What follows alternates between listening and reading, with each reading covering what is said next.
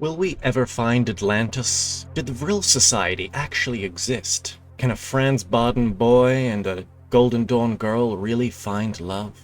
These are answers we may never fully know. Or will we? So here's the thing. Vril Society. We've all heard about it. We've all watched a Robert Sefer video. People talk about it a lot more online now, and I see two factions, basically. I see some people being like, oh my god, yes, Vril mummy, please step on me. And then I see the other faction is just, Vril Society? What Vril Society? Doesn't exist. It's clearly a hoax. And it's like, Look, I don't really see my opinion much, so I thought I might give it. Here's the thing about the Vril Society. It's not what you think. So let's start at the beginning. When people talk about the Vril Society, they talk about Germany at a specific time in history. The whole deal being, secret societies supposedly flourished around this time, but they actually didn't. The Germans suppressed a whole bunch of basically occult societies, Freemasons, OTO. They closed down all of those lodges because they saw them as competition. So where does the Vril Society come from? And this is really the important narrative that we have to kind of keep linked to. The Vril Society comes from the Thule Society, or the Thule Society.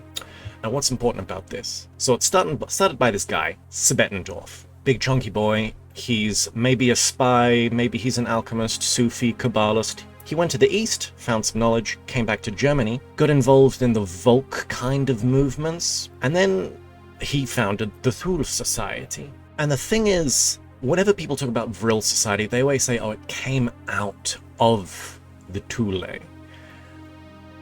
And it's like, okay, well, who was a member of the Vril Society? Who can we know for certain? Online everyone's like, Maria Orsic, she was an alien, and they had Vril maidens and psychic hair and all of this kind of jazz. And it's like, well, historically, what can we know for fact? Well, Nicholas Goodrich Clark did a bunch of scholarship, and he found that there are pamphlets from around that time in Germany that use the word Vril. So we know that concept was real. That concept was at least around, so maybe there's not a Vril Society per se, but there definitely were societies using that term and using it as its meaning, like it's a mystical force that occultists use or cultivate. So who was a member?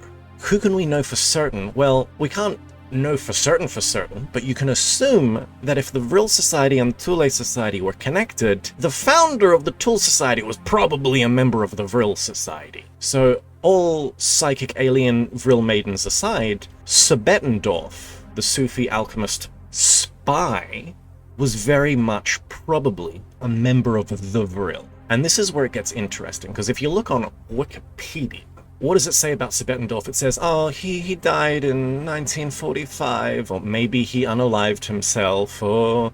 No.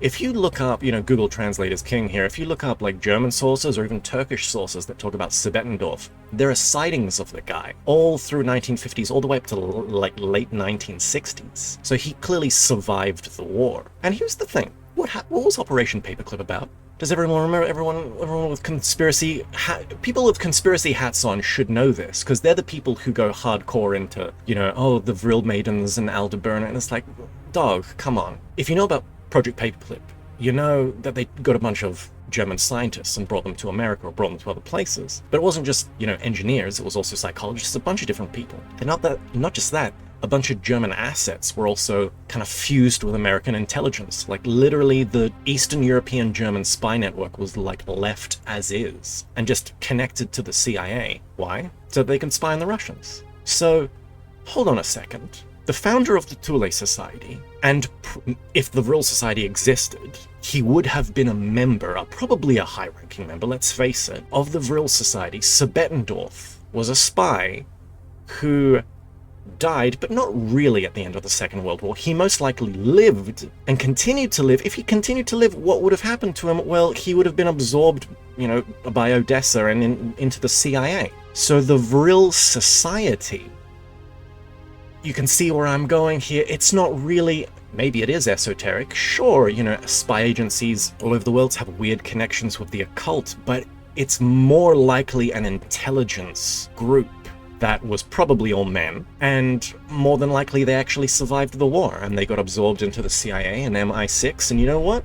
They probably still exist today. And if you are a spy network, if you have links to MI6 and CIA in continental Europe, what do you want to do?